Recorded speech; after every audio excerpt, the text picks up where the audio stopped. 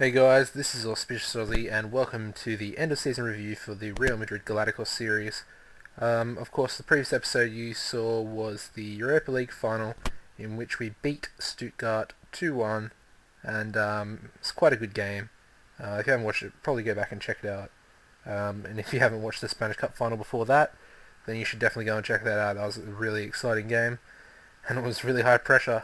Yeah, let's get into this season as a whole, and we shall start with the league table. As you can see, we did finish second, which is actually quite a decent result considering how poorly we started the season. I think after about 8 games we were about ninth place, despite having maybe like 2 games in hand over some teams above us, but still sitting in ninth place after like nearly a quarter of the games played was pretty disappointing, I'd have to say. And it wasn't until about just over a third of the season through where I tweaked the tactics and certain player instructions to try and change things up because it wasn't working. It just wasn't working. And we'll have a look at the fixtures right now. And as you can see, we Champions League campaign never got off the ground. We didn't make it past the playoffs and put us into the Europa League. We lost the Spanish Super Cup to our rivals Barca. Started the league off pretty well, and then after that second leg of the Super Cup, we just took a bit of a downhill run, really. Really inconsistent, and that did cause some problems as far as the league goes.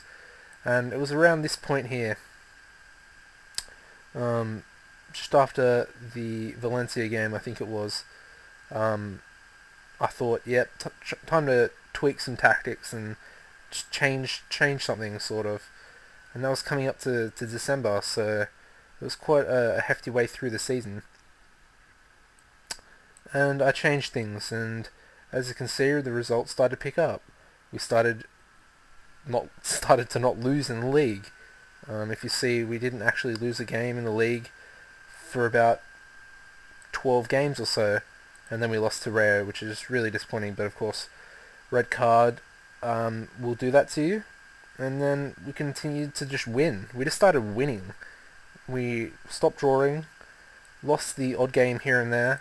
Of course, 2 in a row. That was pretty disappointing. But look at all the green dots there. Like, that is a lot of green. And most of the losses came in the Europa League, the away legs, anyway. And yeah, so that was pretty much the only league game that we had lost in, well, actually the Rayo game as well. So we lost 2 league games in pretty much the second half of the season, which is pretty outstanding. And if it wasn't for Barca's, I think they went about 39 games unbeaten through last season and the start of this season. Without that, I think we probably could have won the title, to be honest. If you look at it, it's pretty close. 8 points in the end. I mean, that's only three games. If I turn 3 of those, or 3 of those, well, not 3 of those, but anyway, you get the point. Great season to round up. Of course, we're jumping back into fixtures, and I just filter some of these out.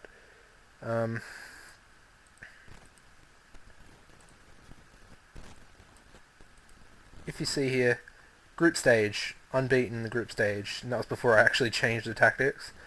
Changed them, and as you can see, we picked up a few losses, but I mean, the second legs were keeping us in, and first legs really. Second leg, 2-0 at home to Leverkusen. 5-0 at home against Napoli after being 3-0 down. Dortmund, 6-0 at home, lost 2-0 away. And then Stuttgart in the final, of course, previous episode, Ronaldo getting it late for us in the 81st minute to win the game. Same sort of story for the Spanish Cup as well, if you look at it. Started poorly, of course. Eibar's not really a strong team, so 6-1. That was before I changed my tactics. Changed the tactics, 3-0 at home. It's pretty much a fortress for us. Lost 3-1 away. Went through with that 1 goal we scored away from home. Betis, this is tough. 3-2 at home, and then a 0-0 draw away. Barca, this was probably season defining. Lost 2-1 at home. Won 5-1 away from home at Camp Nou. And of course, 2 episodes ago we won in the Spanish Cup final on penalties, which was very, very exciting. And yeah, rounded off what was really a massive turnaround of a season from pretty bad to, we'll say, very good. Perfect, of course, would have been winning the league, but that wasn't to be. As far as the goals for next season, as far as the team goes, I do want to bring in another ball-winning midfielder. Maybe someone like... Obviously, my top target would be Arutu Vidal, but I think Juventus would want like 30 plus million for him, maybe even 40. So that might not be viable. Other options, I'm looking to Ndai, the current Sunderland player in real life. I think he's at Reading at the moment. He's nice and strong. Could definitely do a job as a backup. So yeah, looking into him. Possibly some others. I was thinking about maybe not buying it and anyone and just letting my young German midfielder AU come in, but he's a bit young still. He's only 16, and I don't really think he's up to a proper backup level. The odd game every now and then, maybe, but not a backup. So maybe find a replacement for 1 or 2 years, and then hopefully he'll have developed well enough to potentially he's got the potential to be a first teamer. He's got the potential to be better than Khedira. So looking forward to that. And that'll kind of wrap this episode up now, guys. Of course, we are in the group stage of the Champions League next season, so won't have to worry about the playoffs and losing to bloody Dynamo Kiev. And yeah, hopefully, I'm not sure if any of these songs I've made have come through yet. Most of them are too young still. But yeah, that is about it. Please give the video a like rating, and go back and watch any episodes you haven't watched yet. Just keep up to date with the series. That's all I've really got to say, guys. Head over to my channel and subscribe if you haven't already, and make sure you keep up to date with Season 3. I've been AuspiciousAussie, guys. Goodbye.